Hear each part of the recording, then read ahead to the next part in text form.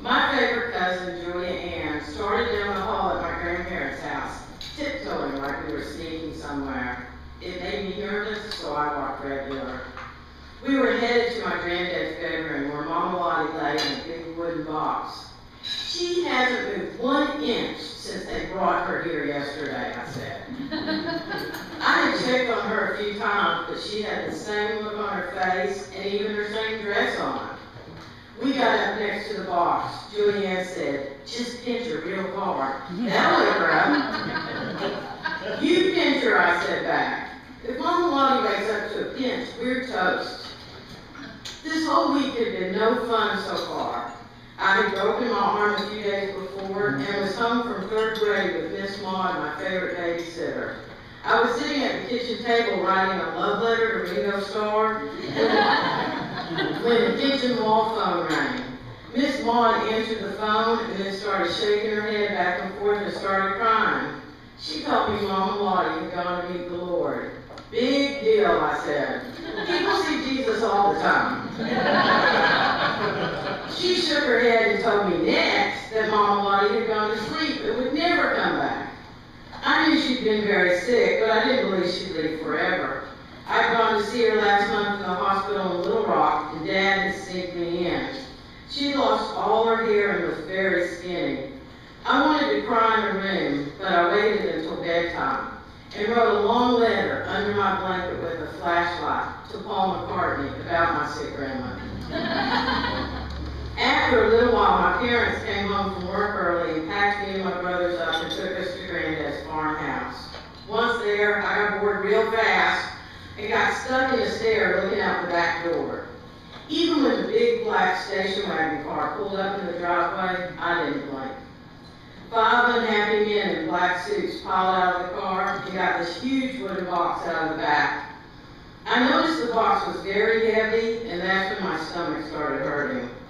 Right when I talked myself into believing Mama Lottie was not in that box, I heard Dad tell my brother, "My sweet mama's in there." They put the box in my granddad's room. Once all the adults had cleared out, I crept down the hall and listened.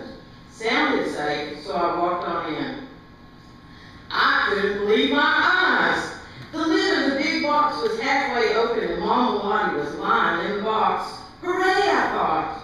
I moved closer. Something was very wrong. She didn't move at all, but she didn't seem upset, so I reached over. Her skin was hard and cold, but her hairs and clothes felt the same. Grandma had on her favorite fancy dress she wore last 4th of July. It was light blue with white flowers. I stood there forever staring at her. When I heard footsteps, I moved away. "Looks pretty strange, doesn't it?" my granddad said. I nodded in agreement. "She and I shared this room for 40 years. Can't see the room without her." "Does she have to go away, Granddad? Couldn't she just stay here?" I thought it might be nice to have her around a little, even like this. "Gosh, I wish so, honey, but we've got to get ready to let her go. I'm trying to make peace." Granddad sat down on the bed close to the box. He stared at her face, and I left the room. That night, while I lay in bed, and after I prayed to Jesus that I would marry one of the Beatles, I kept thinking about Granddad in his bed. Did he look over at her? Did he want to take her out and put her back in bed? Did she want to get out? I was beginning to think that she wasn't going to be getting up or milking cows ever again.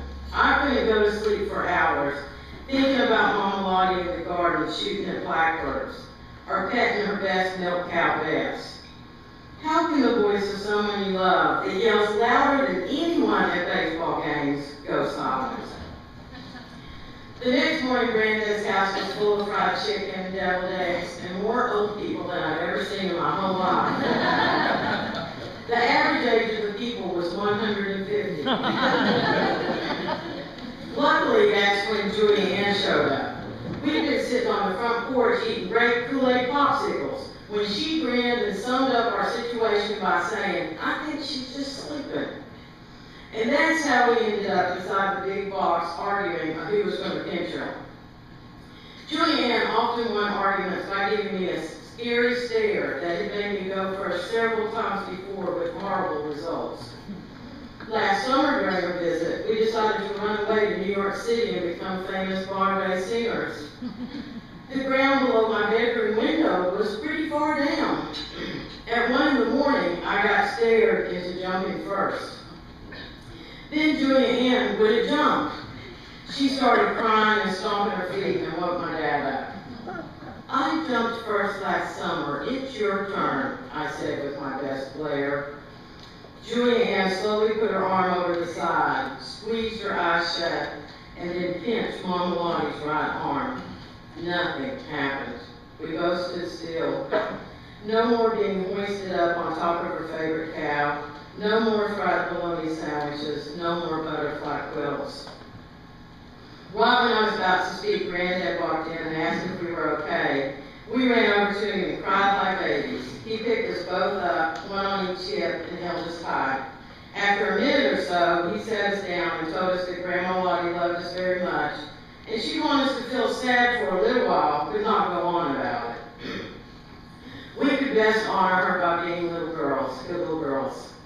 Then he told us to go on and play outside. I stopped at the end of the hall and looked back. He was standing beside the box and saying something, but I couldn't hear a word. The next day, Julianne and I decided to do some pond fishing. The wind was blowing ripples in the water and made our bobbers look like they were moving all the time. I was about to throw the bait in and give up when we heard someone crying in the back of the woods. "You hear that?" I said to Julianne. "You think that's Mama Lottie's ghost crying?" she said. "It's not a ghost, Duvall. I'd heard that sound once before on a dark night in the lower 40. Me and Dad had gone looking for Granddad and found him bawling and laying across the body of a dead cow. Let's go inside." Granddad came to the house a little while later, his eyes all swollen and red. He sat down at the kitchen table and told my mom he was ready to start eating if she didn't mind. My mom acted like that was the best news she'd heard in her whole life. She fixed him a big plate of fried chicken, beans, and potato salad. He ate it all and said he thought he was ready to say goodbye. My mom went over and hugged him and then started boring us all talking about some dress she was sewing. The morning of the funeral, the lid was still open, so I looked in again. I noticed a piece of paper tucked in the pocket of Mama Lottie's dress. I knew it was wrong to get that piece of paper out, but I just had to. I walked real casual through the house and up to the attic for viewing. "My dear Lottie, thank you for the best love affair of my life. All my love, Alice." I guess I knew before this moment that they were girlfriend and boyfriend, but this note confirmed it. Granddad was having the worst kind of breakup. It was really over. I went back to the box and placed the note carefully in her pocket. I waved goodbye to her, but I knew she wouldn't see me. Next, and I don't know why, but I knelt down beside Granddad's bed and asked Jesus for another favor. "Dear Jesus, me again. I promise this time to be good forever. If you'll just grant me one more thing. If it's not too much to ask, please let my husband, Paul, George, or Ringo, write me a sweet note and tuck it in my big wooden box. Amen." Aww.